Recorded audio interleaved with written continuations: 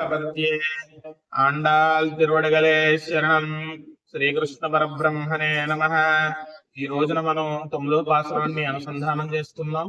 ఈ పాసురంలో అమ్మవారు నిద్రలేపుతున్న గోపబాలిక నవరత్నాలతో పొదగబడి ఉన్న రత్నాల మేడలో హంసతూలికా తల్పంపై అందమైన దీపాలను అమర్చబడి ఉన్న సుగంధమైన అగరవత్తుల నుండి వస్తున్న పరిమళ ధూపాలను ఆఘ్రానిస్తూ సుఖంగా నిద్రిస్తూ ఉందట. అటువంటి గోపబాలికను నిద్రలేపుతూ అమ్మవారు, ఓ అత్త కూతురా నిద్రలేవమ్మా, మనం వైకుంఠవాసుడైన ఆ మాధవుని దర్శనానికి వెళ్దాం అనుకున్నాం కదా, ఇంకా నీవు నిద్ర లేవలేదా అంటూ నిద్రలేపసాగిందట. కానీ ఎంతసేపు నిద్రలేపినా ఆవిడ నిద్ర లేవట్లేదట. అప్పుడు పక్కనే ఉన్న తన అత్తను పిలిచి, ఓ అత్త, నీ కూతురు ఏమైనా చౌకదా లేక మోగదా, లేకపోతే ఎవరైనా మంత్రం వేశారా నిద్ర నుంచి మేల్కోకుండా? ఏంటమ్మా ఈ నిద్ర, ఎంతసేపు నిద్ర లేపినా లేవట్లేదు, నీవైనా లేపమ్మా అంటూ ఈ రోజు వాసనలో మనకు కనిపిస్తుంది. నవరత్నాలతో చేయబడిన మేడ అంటే నవవిధ భక్తులకు ప్రతీక అన్నమాట.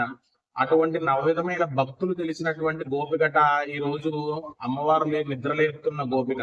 ఏంటయ్యా నవవిధ భక్తులు అంటే, ఆత్మకి పరమాత్మకి మధ్య ఉన్న సంబంధమే నవవిధ సంబంధములు అని చెప్పి అమ్మవారు ఇక్కడ మనకు తెలియజేస్తున్నారు. ఏమిటయ్యా నవవిధ సంబంధములు అంటే, మొదటిది పితాపుత్ర సంబంధం అట. స్వామి మన తండ్రి, మనం ఆయన బిడ్డలం అనే భావన మనకి కలిగి ఉండాలట. ఇక రెండవది రక్షారక్షక సంబంధం. ఆయన మనల్ని రక్షించేవాడు, మనం ఆయనచే రక్షింపబడే వాళ్ళము అనే భావన కలిగి ఉండాలట. ఇక మూడవది శేష సంబంధము. ఆయన మనకు శేషి, మనం శేషభూతులము, అంటే మనం ఆయనకు చెందిన వాళ్ళము అనే భావన కలిగి ఉండాలట. ఇక నాలుగవది భార్యాభర్తల సంబంధం అట.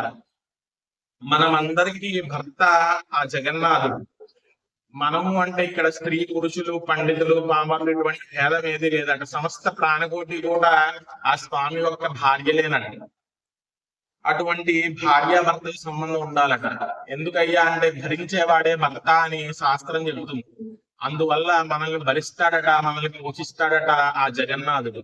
అటువంటి భార్యాభర్తల సంబంధం మనకి ఆ స్వామికి మధ్య ఉండాలట. ఇక ఐదవది జ్ఞాతి జ్ఞేయ సంబంధము.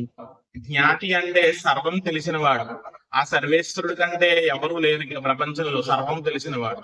అటువంటి సర్వం తెలిసిన వాడికి మనం ఆయనచే తెలియబడే వాళ్ళము అని ఇక్కడ అర్థం అన్నమాట. ఇక ఆరవది స్వస్వామి భావము. అంటే ఆయన మనకు స్వామి, మనము ఆయన సొత్తు అని అర్థం అన్నమాట. స్వామి అని అంటే సొత్తు కలిగిన వాడు అని అర్థం. ఆయనకున్న సొత్తు ఏంటంటే మనమేమంట. అటువంటి సొత్తులో మనం ఆ స్వామికి ఎల్లప్పుడూ కృతజ్ఞతాపూర్వకంగా ఉండాలట. ఇక ఏడవది ఆధార ఆధేయ భావం అట.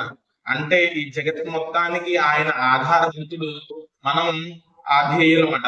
ఆయన మీద ఆధారపడి ఉంటాం తప్ప ఆయన మన మీద ఎప్పుడూ ఆధారపడి ఉండడు. అటువంటి భావన కలిగి ఉండాలట. ఇక ఎనిమిదవది శరీర ఆత్మ భావన.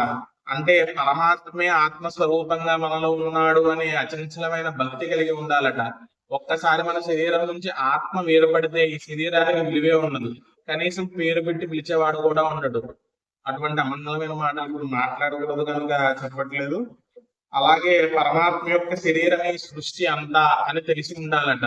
నీవు వేరు నేను వేరు అనేది కాకుండా అందరిలోని పరమాత్మను చూడగలే వంటి కన్నులు కలిగి ఉన్నప్పుడు ఈ సృష్టి ఇప్పుడు మీరు విష్ణు సహస్రనామం పారాయణ చేశారు. విశ్వం విష్ణువు అంటే ఈ విశ్వం మొత్తం విష్ణు స్వరూపంగా చూడగలిగిన వాడు జ్ఞాని అని దాని అర్థం అన్నమాట. ఇక తొమ్మిదవది భోక్తృభోక్య భావం. అంటే ఆయన అనుభవించేవాడు, మనం ఆయనచే అనుభవించబడే వాళ్ళము అని అర్థం అన్నమాట. ఇటువంటి నవవిధమైన భక్తులు భగవంతునికి భక్తునికి మధ్య ఉన్న సంబంధాలట. ఇటువంటి 9 సంబంధాలు ఉన్న గోపికే ఈ రోజు అమ్మవారు నిద్రలేపుతున్న గోపికట. అటువంటి గోపికను నిద్రలేపుతూ అమ్మవారు, ఓ అత్త కూతురా అంటూ సంబోధించారట. అంటే ఇక్కడ దేహ సంబంధం గురించి కూడా చెబుతున్నారు. మామూలుగా అయితే భగవద్భక్తుల మధ్య ఆత్మ సంబంధమే ఉంటుంది.